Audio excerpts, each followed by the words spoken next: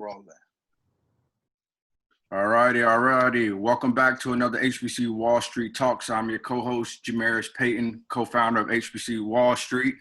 I'll let everyone introduce themselves really quickly. What's going on?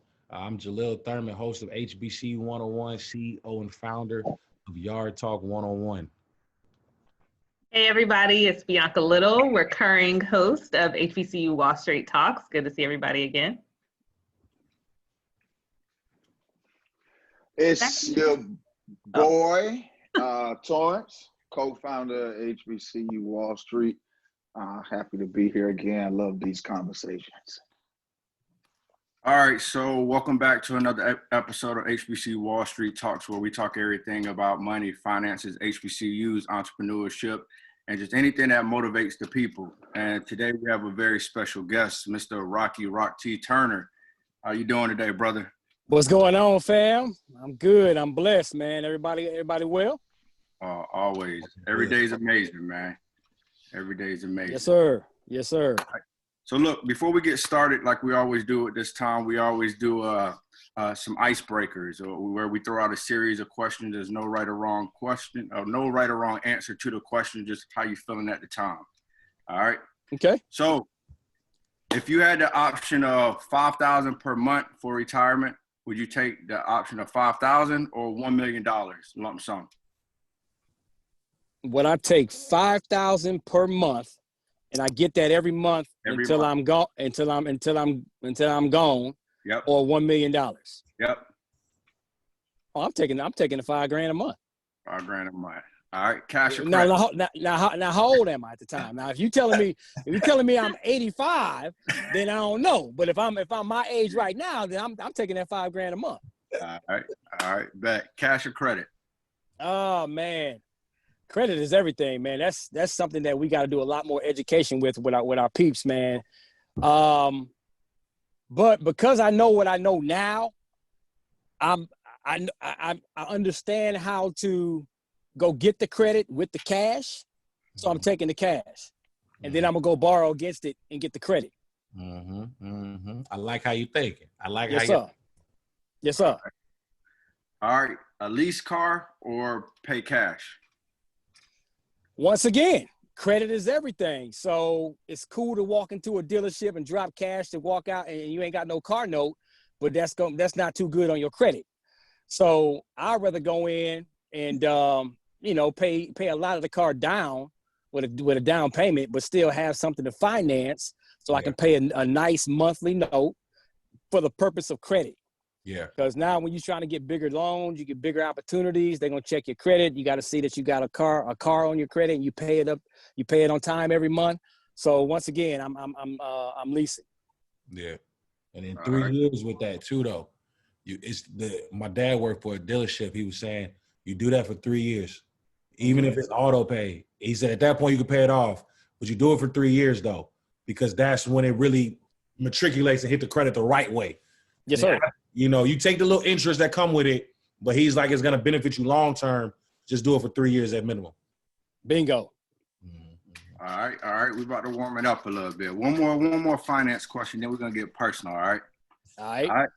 All right. Own a $300,000 home, own it, or pay no more income tax ever again. Well, I'm gonna own the home, and hopefully I got a little land attached to it so I can either throw some cattle on the back end of it, because that'll exempt me from taxes, or I can grow my own harvesting crop, like some wheat or some corn. That'll give me the agricultural tax benefit right there, so I won't have no taxes. So, we getting the best of both worlds. I'm owning that bad boy. Okay. Yeah, You from the country? Nah. My parents are, though. My mom and dad from the backwoods of Mississippi. I was born in Detroit, raised in Dallas, but I got that country blood in me. Got you. He hit you with some real country talk right there. Yes, sir. Crops. I'm gonna go back to the cattle stuff. Know that. Yes, sir. Hey, it sounds like you've been hanging out here in Eastern North Carolina with me a little. That's what it sounds like, man. Hey, man, you gotta. I urge people all the time that if they buy a house, at least get a couple acres attached to it so you can earn money, so your land can earn money for your house to help pay for the house. Yeah. All right, PWI or HBCU? No, HBCU. Come on now. All right. You see what I'm rocking, right? I mean, come on, son. Yeah. I was just making sure. You know what I mean? We just want to. We see where you at. All right. Yes, sir. Baseball or radio? Oh, that's a good Yeah. one. You're touching a couple of hot spots. I'm going baseball. All right, and last one. What is your joke of the hour? Can we get a joke of the hour? Oh man, let me tell you something. See, if you got 10 apples in one hand and 10 apples in the other hand, what you got? You got some big old hands. Think about it. If you holding 10 apples in one hand, you got some big hands. You're right. Everybody started counting like 10. Yeah, like I'm looking like my son and my daughter. I started looking like my son and my daughter. Yes, again, like. Hey man, but again, man, we appreciate that. We always like to warm it up just a little bit so we can get this going, man. We appreciate that. Again, thank you for coming on, and we're gonna let one of my co-hosts take it off from here. Yo, Rock T, you and I have had numerous conversations about what you're doing now with Stomp Wars and where you're going. But before we even get there, why the transition of radio? You know, I understand that baseball career ended, and, you know, however that was, but why was your pivot radio? Man, if you was to ask the 10-year-old Rock T what he wanted to be when he grew up, I had two goals. I wanted to be a professional baseball player, and I wanted to be a radio DJ. Okay. See, those were my two goals. And I was the kid walking around with headphones on, not listening to the radio for the music. I couldn't wait for the DJ to come on and start talking so I can start imitating him. Mm-hmm. I just thought that would be a cool career, and that was something that I always had a passion for since I was a little kid. So after my baseball career, that's what I did. I went to the #1 radio station in Dallas-Fort Worth at the time, applied for a job. They told me no 5 times. Everybody in radio was telling me that you're not going to get your first radio gig in a big, large market like Dallas. You need to go to a smaller market and learn the ropes, get your first job, get good, get the experience. Then you can come back and move to a bigger market. And I'm like, that's your dream. That's the way you did it. That ain't the way I got to do it. I want to be the best. And in order to be the best, you got to learn from the best. So I went straight to that #1 radio station. I got denied 5 times. The 6th time, I said, let me work free. You ain't got to pay me nothing. And they thought I was joking. They was laughing and clowning me like, yo, who this kid think he is? I'm like, I'm serious. You ain't got to pay me nothing. I'm going to work 40 hours a week for this company because I had a plan. I knew I was going to be a valuable asset to this company because nobody going to outwork me. So they took me up on my offer, and man, I was in the corner of I was in the corner of that entire building. I was in the engineering department, promotions department, programming department. I was getting food for people going on lunch runs, getting coffee, sweeping floors, mopping floors. I was in the mail room. I was doing everything in that building, learning. And I just started slowly but surely passing people up. And I still not getting paid. My first year in radio, I didn't get paid a dime. I didn't get paid not one dime. I had the money that I saved from playing baseball, and I started my own baseball academy for kids.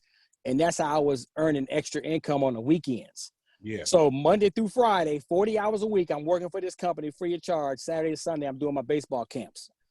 And then when a position became available, they was forced to hire me. They had to hire me. They couldn't go outside to hire somebody else after I've been doing all this work for this company for so long. So that's kind of how my radio career got started. And that's the long version of your question. Yeah. But yeah, it's just something that I've always wanted to do since I was a little kid. Now let's touch on that. You hit on a couple of different points, from perseverance, from consistency, from just having a dream. You know, I think that, you know, we live in a day and age now of this digital space, of this microwave era, where people expect and hope that they can put things in a microwave and bing, and they instant, right? Because if they might have seen someone on social media go viral overnight, whatever the case may be. But what you talking about is sweat equity. You put in the sweat work, and it didn't matter to you what it cost. And I want to say, one, I can appreciate that, and I really can, because I think that when you're starting off, you got a different hunger. You're like, nah, I'm gonna go ahead and this is where I want to be, and this is what I got to do to be where I want to be. Let me take the sacrifice. Let me do a bid. Let me do a little time right quick, because when it's over, I'm gonna be able to reap the benefits. Like you sowed a lot of seeds at that radio station, and when it was your time was time to shine. And so I want to commend you on that, because you don't hear those stories anymore. I'm actually going through that same story, hosting a show, HBCU 101, 2 seasons with Aspire. And now we finally talking, we talking some money now? Okay, cool. I didn't put in the sweat equity like you did and took that time and had to do everything you had to do to believe in your dream. What kept you going? Because when you in that space, it's so easy to give up. It's so easy to be like, man, forget this. Like I don't want to keep going. Outside of, I know that it's I want to be this person, but what really kept you going that one day your dreams could come true? A couple of things, my brother. First you got to keep your eye on the prize. You got to keep your eye on the end goal. If you keep your eye on the end goal, there's a reason why the windshield in a car is bigger than the rearview mirror. Because if you keep looking in the rearview mirror about what had happened to you, you're going to stay static. You're going to stay right there. You ain't going to move forward. If you keep your eyes on that front and where you're in the direction that you're going, you're eventually going to get there. And then you got to also surround yourself around mentors, people that's going to be your cheerleaders. So you got to stay away from dream killers. You can't share your dreams with people that's going to kill your dreams and knock it down and tell you, because that happened to me. I almost quit twice. During that first year, I was like, I got 6 months in, and I was like, yo, I ain't got time for this. Man, I've been working 6 months for this company, and they still ain't put me on yet. One of my mentors pulled me aside and says, Rock, you the one that told them you would work free. What you tripping for? I said, man, I know that. I get it. I understand I told them I work free, but it's been 6 months. You would think they would have put me on by now. I said, hey, man, listen, let me tell you something. And he sat me down and says, Rock, you used to play football. You like watching football, right? I said, yeah. He goes, let's talk about the NFL. He says, how many preseason games are in the NFL? I said, 4. He goes, what's the purpose of NFL teams playing 4 preseason games? I'm like, to work out the wrinkles, get the work in and to find out who gonna make the roster, it's called practice games. They practice scrimmage games pretty much against other teams. He goes, okay, you practicing, bro. The 6 months that you've been in there, you practicing. That's all you doing. You getting ready. So when you finally get your shot, it is week 1 of the regular season, you're going to be ready to go. So quit tripping. Get your butt back up in there and keep grinding. So that was what I needed. I needed that joke. I just needed a little bit of extra energy to kind of push me to say, all right, let's go. I got back in that bad boy, and the rest is history. But you gotta, if you have a passion for something, you have to be willing to do it free and still love it. And you love it so much, you will do it free of charge. Yeah. Right. And if it's not that, then maybe you need to go back and think about what your passion is. Yeah, because the money gonna come. That's what it's gonna come. That's always what I always say is, if you, like you said, if you got a passion, if you got a love, if you got a respect for it, if it's on your heart, you're willing to take whatever sacrifices it is to get there, the money gonna come, and it's gonna come abundantly. Period. Because you didn't put in work in, and they respect the work you didn't put in for the free 99. Come on now. But you also got to know your value. That too. You know what I'm saying? Because when you start making that money, you start making a little bit of money, you think, okay, cool, everything's great, I'm making some money. And then as you continue to build your brand and grow your brand and grow your value, sometimes we get stuck. We get paralyzed because we're making a little bit of money. We got a little change in our pocket right now, and we shortchange ourselves. Yeah. So, it's not about, you don't want to overcharge yourself. You don't want to put yourself where people don't want to deal with you and people don't want to work with you no more because you're too expensive. But at the same time, you still got to understand your value, because if you don't understand your value, people are going to take advantage of that. And man, you're going to shortchange yourself for a long time. Now, I guess I'll play the devil's advocate here, because sometimes a closed door is closed for a reason, right? And it requires us to pivot in a certain way. So I'm curious as to how you knew that that door that you kept knocking on wasn't closed because it was the wrong door for you. Because it's for me. That was my dream. That's what I want to do. And even though the doors kept closing at the beginning, I won't listen. A door that's closed, you can do three things. You can keep turning that knob until it eventually break, because it's gonna break. It's gonna break down. It's gonna wear and tear. It may take a while. Your wrist may hurt. Your fingers may get blistered. You may have some bruises in your hand because you turn this knob over and over again. But once again, if this is what you want to do, you are willing to sacrifice anything to get this door open. I'm breaking this doorknob. If the doorknob ain't gonna break, well, doggone it, I'm gonna bust through this door. And if I can't bust through the door, I'm gonna go get a bulldozer. I'm gonna go get a hammer. I'm gonna go get something I'm gonna get some kind of tool that's gonna get me through this door. My point is this. At the end of the day, if it's something that you really want to do and it's your dream, it's your passion, don't let nothing get in the way of that. Not even a locked door, not even a door that's going to keep shutting on you. Because when you finally get that thing open, man, ain't nothing worse than waking up, going to a job that you're miserable at every single day. I don't care how much money you're making, man. I know people that's making $500,000, $600,000 a year and they're miserable. They're miserable because it's not really what they want to do. So I'm just cut from a different cloth. You know what I'm saying? And I just refuse. My motto in life is no excuses, get it done. Stop making excuses on why we can't succeed at anything and find solutions on how we can, period. There ain't no et cetera. It's period. End of story. Yeah. So, I get real passionate about this. So you got to excuse, my if I'm getting too hyped. You good. I mean, I think to Bianca's point, people those doors do stop you, right? And it's the thought of maybe this door isn't for you. But then for those that are like Rock-T and myself, it becomes this is what I want. And whatever it takes is what I'm going to do. If I got to relocate and be homeless for a little bit, then that's what I'm going to do. If I got to go here and work at McDonald's over the night shift because I need to work during the day, this is what I'm going to do. I just think it comes down to a resiliency of no matter what, no matter who is in my way, I got to figure it out. And if I can't go through you, I'm going to go around you. If I can't go around you, I'm going to go under you. If I can't go under, I'm going to go over. Regardless, I'm going to figure it out. And I think that's where you're coming from, Rock-T. And I can appreciate that energy because I don't think we still have that no more. What happens when you inside your house and somebody comes to the door and they start knocking on the door and you don't want to answer it and they just keep knocking? They start ringing the doorbell. You don't want to answer. You don't want to be bothered, but they keep ringing the doorbell. They keep knocking. What you going to eventually do? Open the door. I'd probably call the cops. Oh, but guess what? The cops gonna come out there and the door gonna get open somehow. So eventually that door gonna have to open. It's gonna open. Now, let me ask you this. So, shout out to the Big D. I spent some time in Dallas after I graduated from A&T. I think I spent about 5 years out there. So that kind of helped change my perspective on a lot of things, maturing more as an entrepreneur, investor, shaping my business mind. You talk a lot about no excuses. You talk about your resilience, consistency, and everything like that. How did growing up in Dallas really shape you into this man that you are today and pushing your motto to no excuses?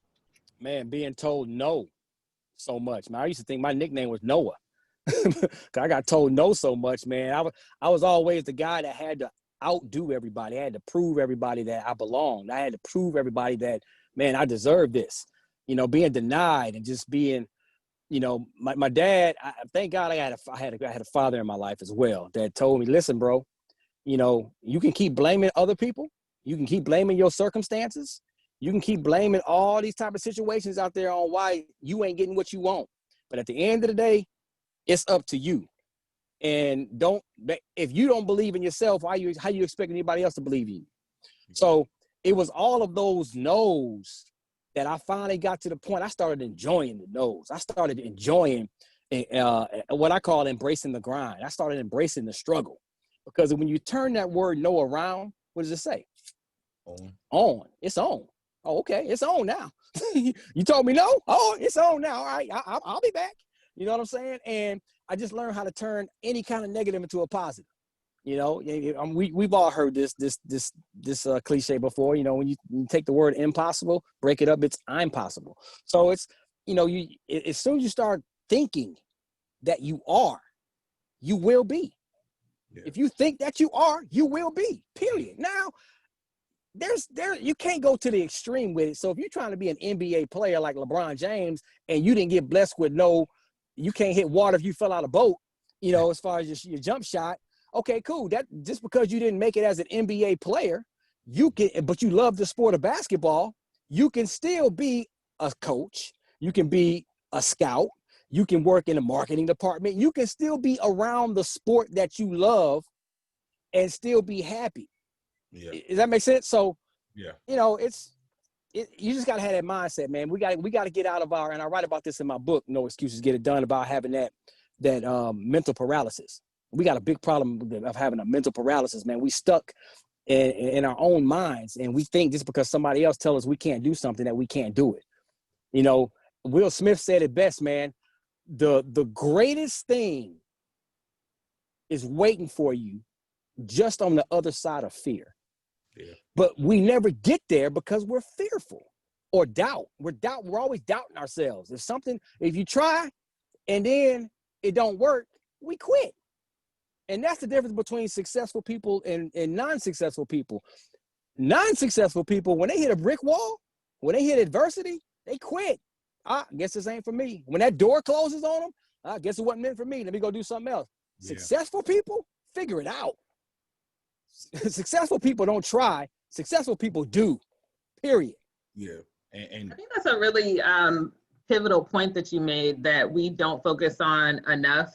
You know, because kind of similar to what I was saying earlier is that you very well could have just been not at all funny or not charismatic or what have you, and just not meant to be a DJ per se. But I think the point that you were making is that you had that passion and the aspiration to be in that industry. And so being around the industry in some way or another was going to happen for you. But I think, you know, for a lot of us, especially if you think about, you know, you were gifted enough to have both athletic skills, which people aren't, you know, you can't really develop to a certain degree. You're either born with it or you don't.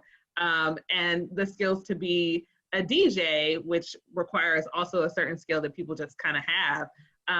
You know, if you don't have those kinds of things, that doesn't necessarily put you out of the game as far as being in an industry or in some particular field that you have a passion for. I'm curious, that time that you spent just working for free, do you feel like you would have been as successful if you didn't have that time under your belt prior to getting the actual job within the radio station? Let me see if I understand that. So you're saying, would I still have the success that I've had now if I didn't go through that first year of struggle? Is that what you're saying? Sure. I'll rephrase it. What do you feel like that year provided for you that helped you be successful down the road? Oh yeah. Oh man, that's a great question. Hunger, because I put so much of grit and grind in during that year that when I finally got my opportunity, I wasn't about to mess it up. I was like, oh no, okay, you finally open that door and I'm in this bad boy now? Oh no. So yeah, and it goes back to what my man was saying earlier. It's good to kind of go through that struggle. You know, Frederick Douglass said it best: without struggle, you have no progress. You got to go through a struggle. You got to go through the grind. And if you don't, and people just give it to you, and you start struggling after that, then you ain't gonna know what to do. You're gonna be like, oh man, and you're gonna collapse, and everything's gonna start going downhill. But if you start with the struggle, and you kind of learn how to deal with it when that adversity hit, nothing shakes you, nothing bothers you. That's why Tom Brady is Tom Brady. You know, it doesn't matter what shakes him. He comes back out. He may throw 3 interceptions, but he down 4 points, and he got the ball in his hand with 1:20 left. He going down and he gonna win this game, and everybody forgot about them 3 interceptions. Mm-hmm. So, you know, but that's part of going through struggle. That's part of going through a lot of adversity in life. People telling you that you can't. People telling you that you won't. So yeah, so that builds character too. And speaking of Tom Brady, I really think he's the greatest quarterback of all time. But I think you touched on a point on being able to pivot and being able to just keep going and overcome these adversities. We're in a time now where COVID-19 has kind of taken over the world and put us in a weird pandemic. Rock T, for you, I remember when I first met you, it was on a road with the Cracker Barrel. We was at Tennessee State. You was doing the Stomp joint, the yard joint, and then you've been on the road with Stomp Wars. You've been on the road doing so much. How has your career pivoted right now, being that you're more so forced to work in a digital space rather than so much in a physical space? And you know, how has social media impacted it of that nature? Yeah, man, you can't, you gotta always reposition. You always reposition. You gotta stay 2 or 3 steps ahead, because if you stay content, you're gonna get passed up. Like you say, social, look at this, man. Look how many social media celebrities and star people that blow up on social media now, that one day, like you say, they're one post away from going from 1,000 followers to 1 million followers. You know, it literally can happen that fast. So, you know, for me, I'm always challenging my team to every goal that we accomplish, we have to set 2 more goals after that. Mm-hmm. So let's not ever be content, and let's not ever settle. We got to always stay. So Stomp Wars has always been a live event. It's always been live stomp competitions. For 14 years, we've been the biggest youth stepping competition in the entire country. And when COVID hit and it shut down our 2020 World Championships, it was like, yo. So it forced us to say, okay, now we got to go digital. We got to go virtual. We got to be prepared for this next time. So that's what we did. We rebuilt this website. We made the website ready to go for a virtual competition. We went and connected with a lot of our HBCUs out there. We celebrate our HBCU culture to get them. We got the Divine Nine on board. So we went and made all of our resources and all of our connections, and we built ourselves to be sustainable for now virtual and live events. As a career, you know, you're right. I'm one of the guys that gets hired to go host a lot, to go speak a lot. Well, in this virtual space, people still want speakers. People still want people to host things. People still want your talent. So you have to make yourself accessible for that. You know, now you may have to cut down on your talent fee a little bit, but at the end of the day, you still got to put yourself out there and say, hey, I'm still here. I'm still out here working or whatever. Yeah. So I don't know if I answered your question directly, but you just gotta always kind of stay 2 or 3 steps ahead of the game. Yeah, and you bring me to my next question, because I wanted to ask this earlier. You touched on something that I think people that are working in your space, in the industry, or those that are entrepreneurs, have a hard time of gauging their value. Mm-hmm. And you really touched on a point of, you might have been doing something for free for X amount of time, but you have to understand your value and your worth.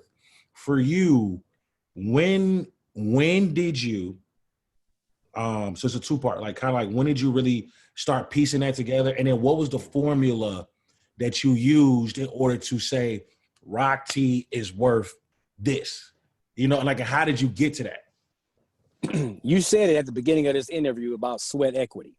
Mm-hmm. Okay. You gotta put a number on all of the sweat equity. So let's say that you started a business and you've been working this business with sweat equity for 5 years. You've been building it.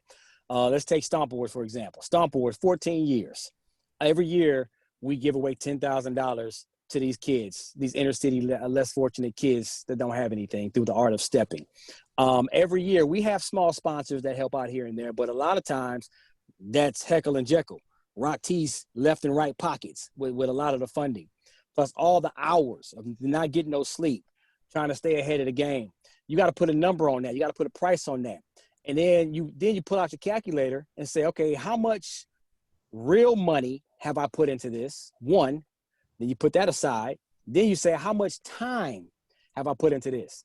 And then you can just start with simple math. What is the minimum wage? Let's just start there. Now, we already know our value is way more than minimum wage, but we can just start there. Okay. All the hours that you put in these 14 years times minimum wage, whatever that is. For easy math, we'll say $10. Mm-hmm. Okay? you're going to get a big number. Okay. Once you get that big number, you realize, okay, I see what my value is.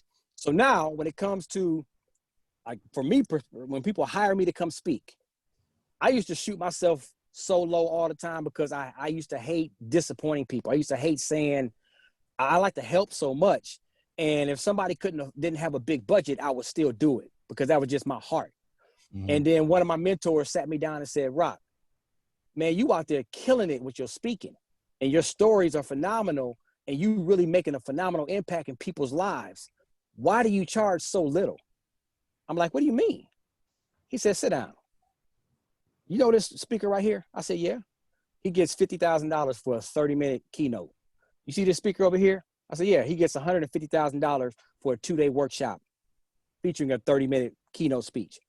And he started pointing out all these speakers that's not even a public figure, that's not even on national radio every day.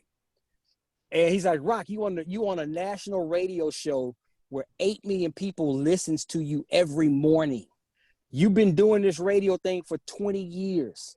Your value is tremendous. And he's like, there's no reason why you shouldn't be charging at least this. And it's not about ego. It's not about that. It's about what you deserve and what your value is. You out here, look at your speaking videos. Look how many people are the lives that you're changing. And look how many people that you touch. Now look at these speaking videos. It's not even close. So it took people like that to kind of check me, for me to realize. And it goes back to, I like being the dumbest person in my circle of influence. Everybody that's on my team is smarter than me. And I'll do that for a reason. I like to be the dumbest person in my circle. Because if you're the smartest person in your circle, you think you know it all and you stop learning. Mm-hmm. So all these other people had to tell me, they had to come to me because they smarter than me and they better than me at doing this.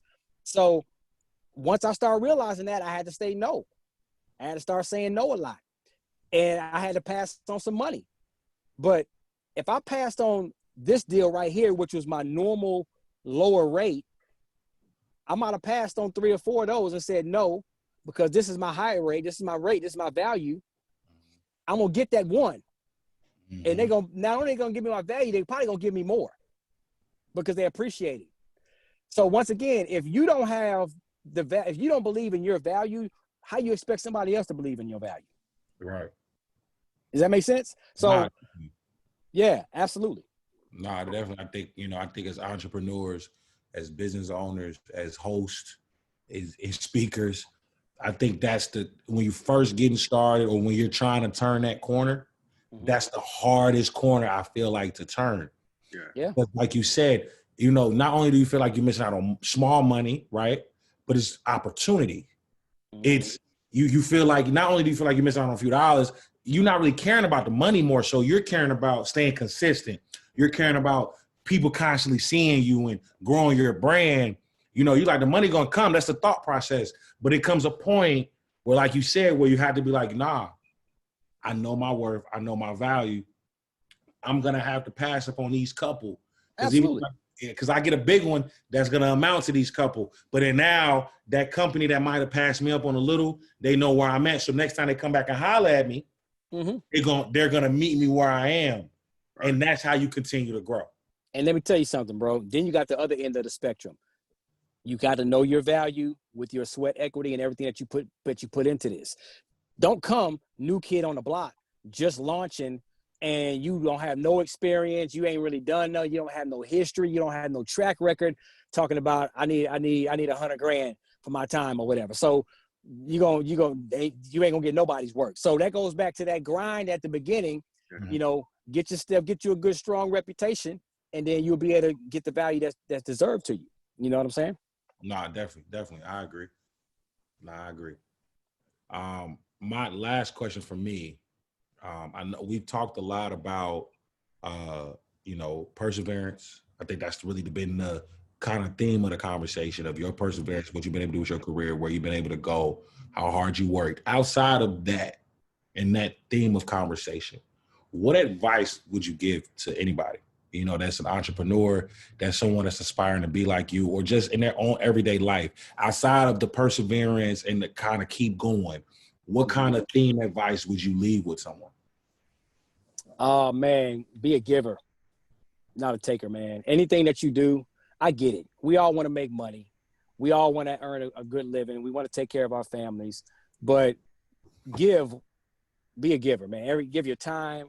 You know, if you're blessed to make a lot of money, you know, create a charity or donate to charities. That's something that's going to hit you in your heart or whatever. You know, be successful with a purpose. You know what I'm saying? And Maya Angelou said it best, man. When you learn, teach. When you get, give. You know what I'm saying? And I live and die by stuff like that. And it doesn't matter how much I get.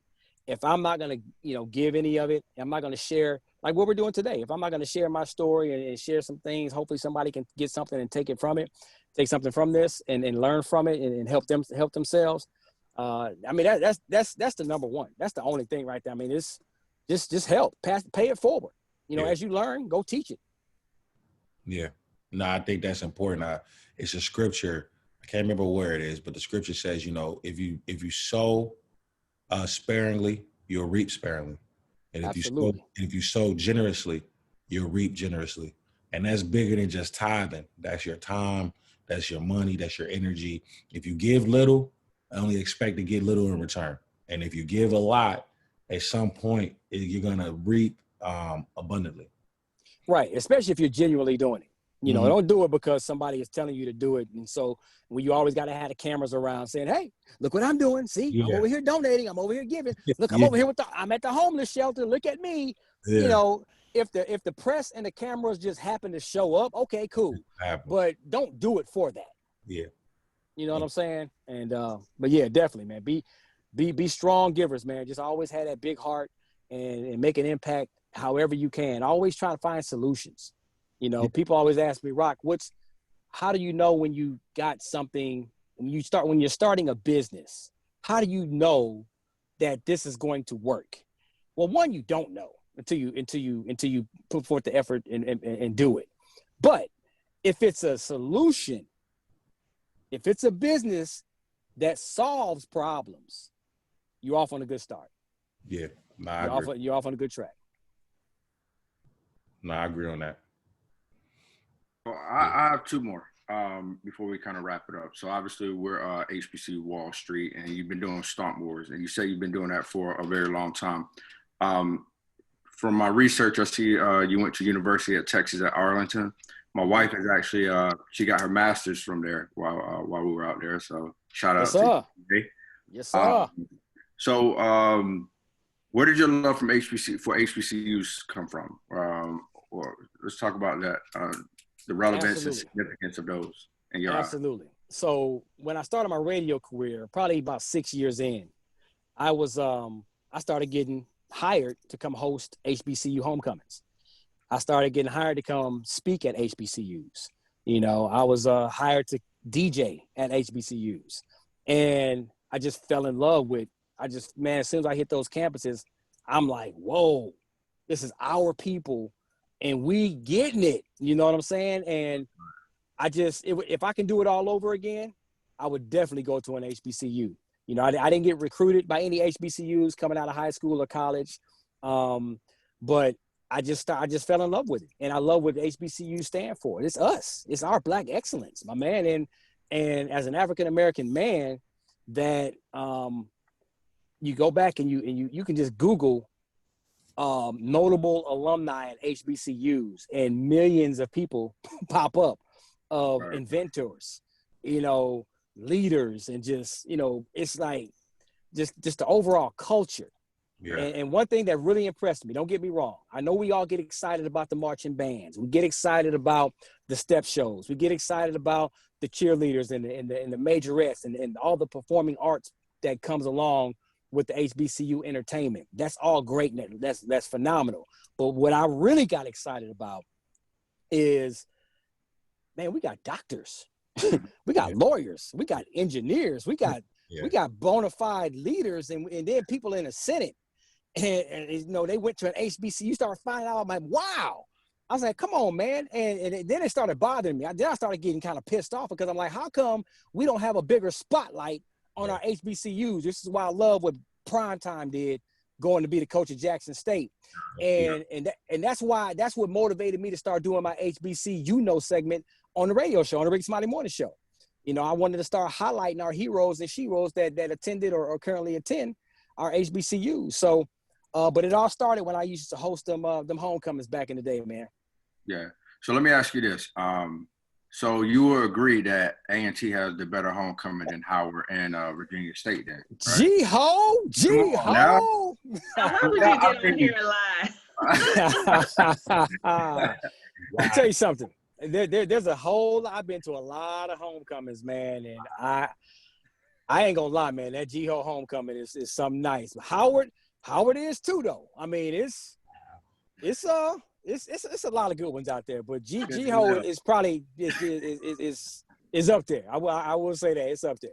You ain't even had to bring Virginia State into this conversation. Hey, man, you know I love you, brother. Hey, I love you. I had to do that, man. I had to. Hey, man, the impact that you're making, man, the influence that you got out here, man, you'll be out there. You'll be in those conversations with us and Howard, man. Keep doing what you're doing. And whatever.